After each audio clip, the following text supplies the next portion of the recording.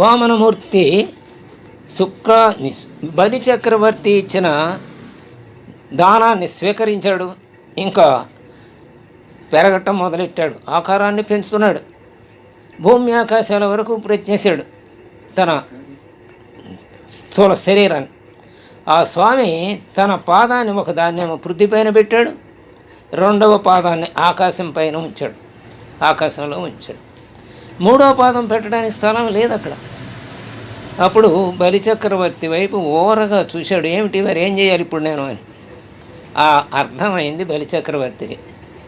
విష్ణుమూర్తి యొక్క దివ్య స్వరూపాన్ని, ఆ విశ్వరూపాన్ని తిలకించి బలిచక్రవర్తి మిక్కిలి ఆనందాశ్చర్యాలు చెందాడు. ఏముంది, ఆ మూడో పాదాన్ని మోపటానికి తన శిరస్సును వచ్చి నమస్కరించాడు. అప్పుడు ఆ ఆకారాన్ని గురించి ఎలా పెరిగిందో ఇక్కడ పద్యాల రూపంలో పోతన గారు చక్కగా రాశాడు. అవి విందాం కాస్త. ఇంతింతై వటుడంతై మరియుందానింతై నభో విధిపైనంతై తోయద మండలాగ్రమున కల్లంతై ప్రభారాశిపైనంతై చంద్రునికంతై ధ్రువునిపైనంతై మహర్వాటిపైనంతై సత్యపదోన్నతుండగుచు బ్రహ్మాండాంత సంవర్ధియై. ఆ వామనుడు ఎంతంత అయ్యాడు, ఆకాశం పైన అంత అయ్యాడు, మేఘమండలానికి దాటిపోయాడు, కాంతి పుంజానికి పైన ఇంకా పైకి వెళ్ళిపోయాడు, చంద్రుని మీరి ధ్రువమండలం దాకా చేరాడు. ఈ ధ్రువమండలాన్ని ఆధారంగా, ధ్రువ నక్షత్రాన్ని ఆధారంగా చేసుకుని ఈ విశ్వం తిరుగుతోంది. అంటే ఒక బండి చక్రం ఇరుసుని ఆధారంగా చేసుకుని తిరిగినట్టుగా ధ్రువమండలాన్ని ఆధారం చేసుకుని ఈ విశ్వం అంతా, అంటే ధ్రువ నక్షత్రం ఇరుసు అన్నమాట ఈ విశ్వానికి ప్రస్తుతం. అలా తిరుగుతోంది. దాన్ని కూడా మించాడు, మహర్లోకాన్ని మించాడు, బ్రహ్మలోకానికి కూడా ఆ పైనకి వెళ్ళిపోయాడు, బ్రహ్మాండమంతా నిండిపోయాడు అన్నమాట. ఇక మరి సూర్యచంద్రులు ఈయనకి ఎలా ఆభరణాలుగా ఊపారో ఆ సమయంలో అది ఎంత చక్కగా పద్య రూపంలో చెప్పాడో పోతన గారు విందాం. రవి బింబంబు ఉపమింప బాత్రమగు ఛత్రంబై శిరోరత్నమై శ్రవణాలంకృతి అయి గళాభరణమై సౌవర్ణ కేయూరమై చవిమత్కంకణమై కటిస్థలినుదం చద్ఘంటయై నూపుర ప్రవరంబై పదపీఠమై వటుండుదా బ్రహ్మాండమున్ నిండుచోన్. వామనుడు మరి కొద్దిగా పైకి ఎదుగుతూ ఉంటే మనం ఓ పెద్ద మనిషి పక్కన ఉంచున్నాం అనుకోండి, 7 అడుగుల మనిషి పక్కన ఆయన నడుము దాకానే వస్తాం. ఆ తర్వాత పెరిగామనుకోండి, ఆయన తల దాకా ఇంకా పైకి వెళ్ళాము, ఇంకా పెద్దవాళ్ళం అయిపోయాం. ఆయన తల ఎక్కడ వస్తుందంటే మన పాదాలకు వస్తుంది చివరికి మనం పెరగటం మొదలెడితే. అలాగే వామనుడు పెరగటం మొదలెడితే సూర్యమండలం మొదట గొడుగు పోలే ఉంది, అంటే ముందు ఆయన తలపైన ఉందన్నమాట. మరి ఈయన పెరుగుతుంటే ఏమైంది, సూర్యమండలం నెమ్మదిగా శిరోభూషణంగా వచ్చింది, ఛత్రంలాగా ఉన్నదల్లా శిరస్సు మీద భూషణంలాగా వచ్చింది, అంటే శిరస్సును తాకినట్టుగా అనిపించింది అన్నమాట. అప్పుడు శిరం మీద మణి ధరించాడా వామనుడు అన్నట్టుగా అనిపించింది అన్నమాట. ఆ తర్వాత ఈయన ఇంకా పెరుగుతుంటే ఆ ఛత్రంలాగా ఉన్న సూర్యుడు, శిరోభూషణంలాగా ఉన్న సూర్యుడు ఇప్పుడు చెవికి కుండలంలాగా కనపడ్డాడట. అంటే చెవికి ధరించిన ఆభరణంలాగా ఇప్పుడు చెవి దాకా వచ్చాడు ఆయన. ఆ పిమ్మట కంఠాభరణం, అంటే ఇంకా పెరిగాడు ఈయన. అప్పుడు కంఠం, అంటే ఈయన తలంతా పైకి వెళ్ళిపోయింది, కంఠం దగ్గరకు వచ్చాడు సూర్యుడు. ఆ తర్వాత భుజానికి ధరించే భూషణంగా భుజకీర్తుల్లాగా వచ్చాడనమాట. ఇంకా ఈయన పెరిగాడు కదా. అప్పుడు ఈయన ఆ తల దాటిపోయింది, మెడ దాటిపోయింది, ఆ సూర్యుడిని దాటి అప్పుడు భుజాలు సూర్యుడి దగ్గరికి వచ్చినాయి అన్నమాట. అందుకని భుజాభరణం అయ్యాడు. పిమ్మట చేతి కంకణం, అంటే అంతగా పెరిగాడు. ఎక్కడో ఛత్రంలాగా ఉన్నవాడు చివరికి భుజాభరణం కిందకు వచ్చాడు. చేతి కంకణం అంటే సూర్యుడి కన్నా మిగతా శరీరం అంతా పెరిగిపోయింది అనమాట. నడుము కూడా సూర్యుడి పైకి వెళ్ళిపోయింది. అటు పిమ్మట మొలలో గంట, ఈ జంగాలు వచ్చేవాళ్ళు ఇదివరకు, జంగం సాహిబులని, జంగాలు గంటం సాహిబులని వచ్చేవాడు ఇదివరకు సంక్రాంతి సమయంలో. వాళ్ళు పొద్దున్నే గంట వాయించుకుంటూ వచ్చేవాడు. గంటం సాగిపోయిన వాళ్ళు మొలకు ఉండేదనమాట గంట. అంటే నడుస్తూ ఉంటే ఆ నడుము అవుతూ ఉన్నప్పుడు ఆ గంట మోగుతూ ఉండేది. అంటే ఇప్పుడు ఆ సూర్యుడు మొలదాకానే వచ్చాడు ఆయన పెరగటం వల్ల. ఆ తరువాత కాలి అందయ్యాడు, అంతగా పెరిగిపోయాడు. ఛత్రంగా ఏర్పడ్డ సూర్యుడు ఇప్పుడు కాలి అందెలాగా వచ్చాడనమాట. అంటే అంతగా అంతగా అంతగా పెరిగిపోయాడు అన్నమాట వామనుడు. అటు పిమ్మట కాలి క్రింది పీటగా, కాలి కింద పీట వేసుకున్నట్టుగా అయిపోయింది సూర్యుడి, అంత పెరిగాడు. వామనుడు చివరికి ఏమయ్యాడంటే త్రివిక్రముడు అయ్యాడు, బ్రహ్మాండం అంతా నిండిన వాడు అయ్యాడనమాట. అలా పెరిగాడు. ఆ పెరిగిన తర్వాత ఇక్కడ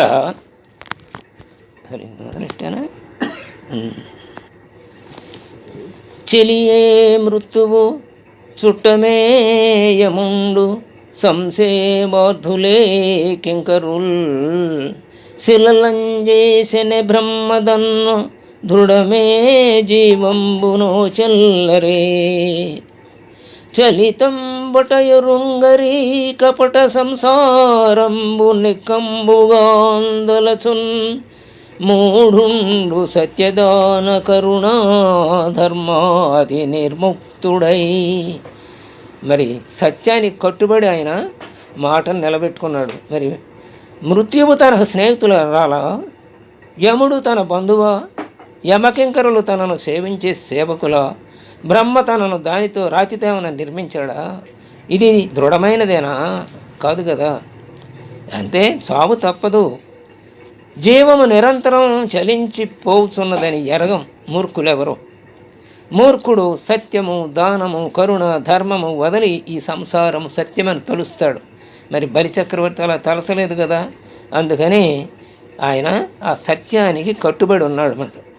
చుట్టాలు దొంగలు సుతులు రుణస్థులు కాంతలు సంసార కరణములు ధనముల స్థిరములు ధనుపతి చంచల కార్యార్థులన్యులు గడచున్ గలమాయువు సత్వరము ఐశ్వర్యమతి శీఘ్రమని కాది తమ తండ్రి నతకరించి మాతాత సాధు సమ్మతుండు ప్రహ్లాదుండు నీ పాద కమ్మలంబు నియతింజేరే.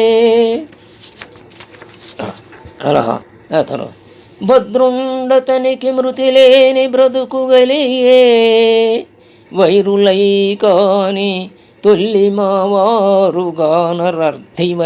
వచ్చి నీవు నన్నడుగుంటెల్లన్ పద్మలోచన నా పుణ్యఫలముగాదే.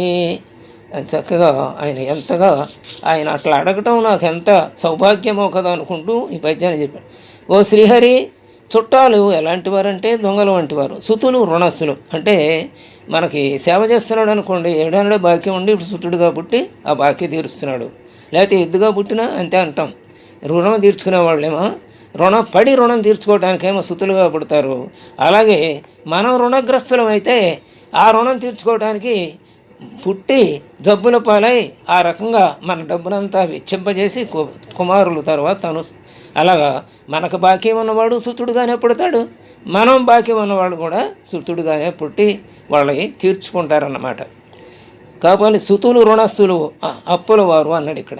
స్త్రీలు సంసార హేతువులు, ధనము శాశ్వతము కాదు కదా, దేహము అతి చంచలము. అంటే అనుకుంటారు దేహము ధనము ఇవన్నీ కూడా శాశ్వతం, కానీ దేహం దహించబడేది కదా. అన్యులు పనికై వచ్చి ఉంటారు మన దగ్గరికి.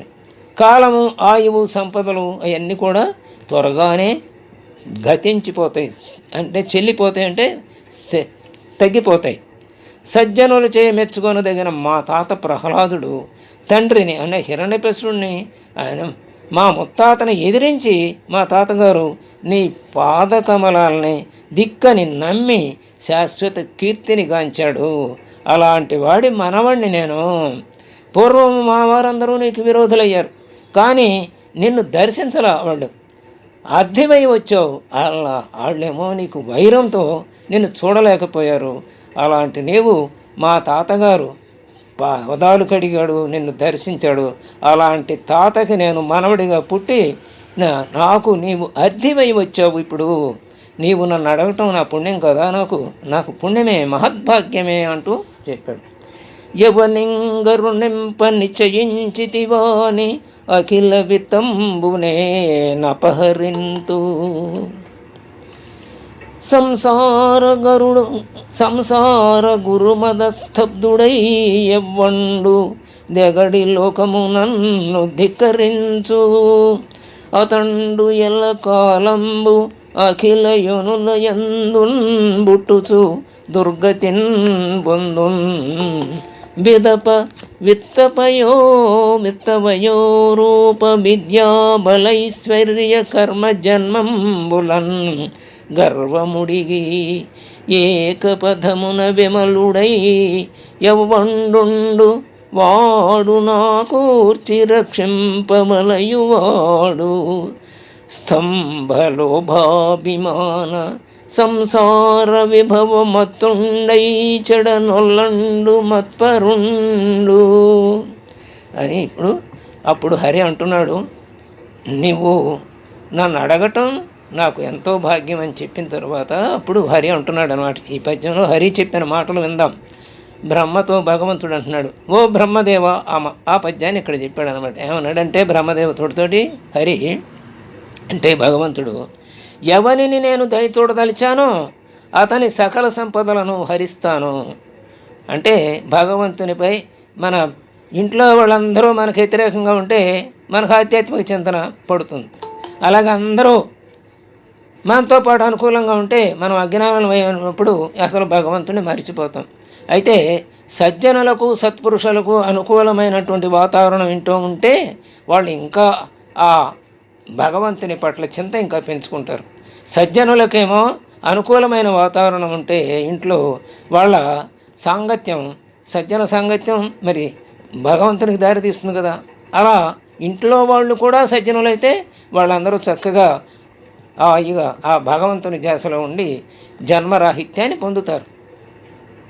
అలాగే దుర్మార్గుడై అందరూ మామూలు ఈ దేహమే శాశ్వతం అనుకున్న వాడుకి ఇంట్లో ఉన్నవాళ్ళు అందరం ఎదురైతే అప్పుడు భగవంతుడు గుర్తొచ్చి ఆ రకంగా భగవంతుడికి దగ్గర అవుతాడనమాట. అయితే ఇక్కడ అందుకనే నేను ఎవరిని దయ చూడదు అంటే సామాన్య మానవుడిని ఎవరినైనా దయ చూడదలుచుకుంటే వాడికి ఉన్న సంపదలన్నీ హరించేస్తాను. అలాగే సంసారం అనే సంసారం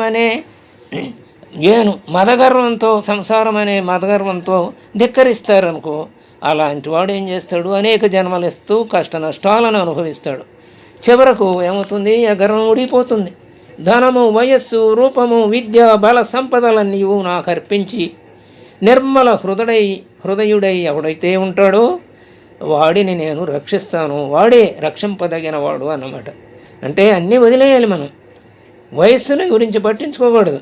గర్వం పోవాలి, ధనం పోయాలి, రూపము, విద్య వీటన్నిటిని. అందుకే ఆకార జన్మ విద్యా వరిష్ఠుడై గర్వ సంసంగ సంబతుడు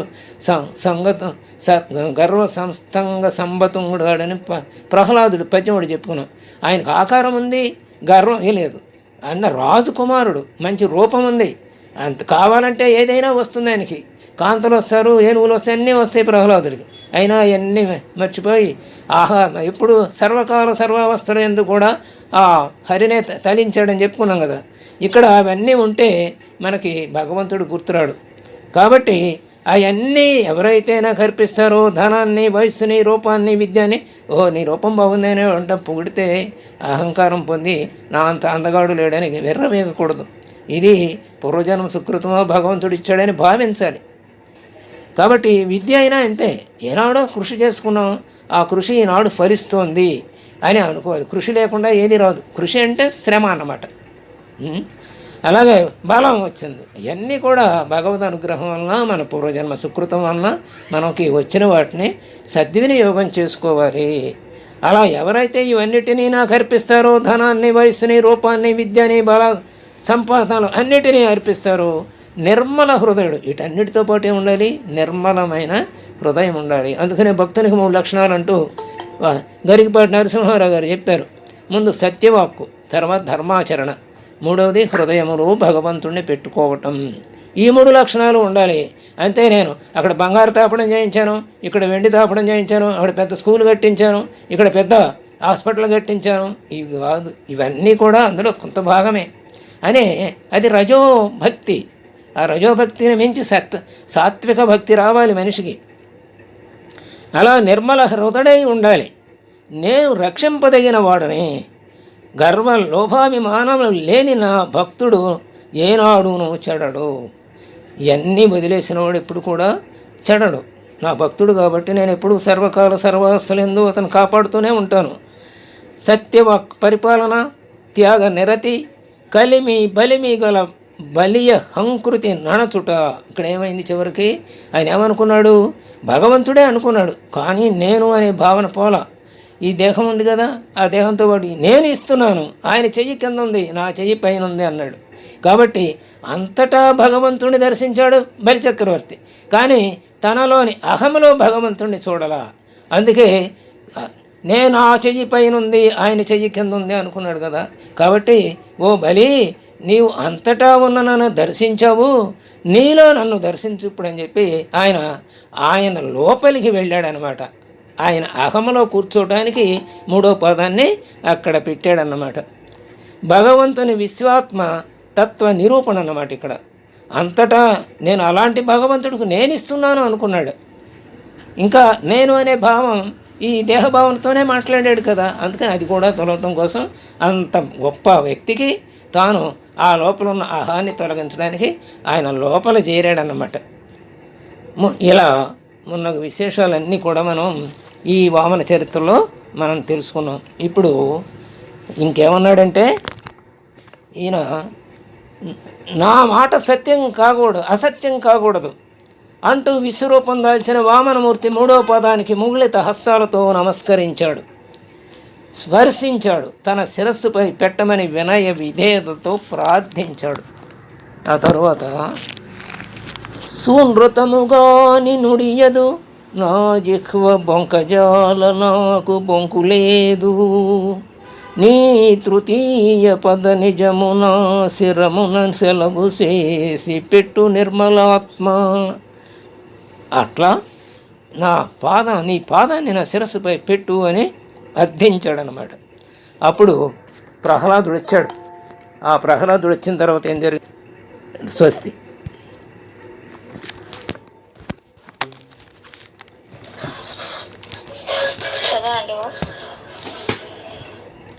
ఇక్కడ